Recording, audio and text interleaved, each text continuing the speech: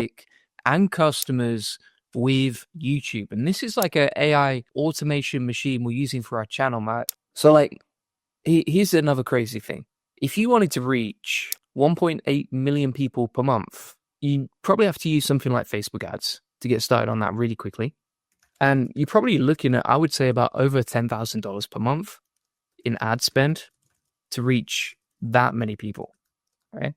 For example, like if we go over to my Facebook ads platform, we'll see how much we spend per month. I mean, this week alone, we spent $9,700. You can see that down here, right? And we reached 122,000 people, right? So it costs us, it costs us $10,000 nearly to reach 122,000 people, right? And so if we wanted to reach 100,000 people a day on YouTube using the process that I'm showing you, so for example, 100,000 there on September the 21st, well, we actually get paid for doing that. So we get paid $345. With ads, you spend, $9,700 to reach 122,000 people, to reach new customers.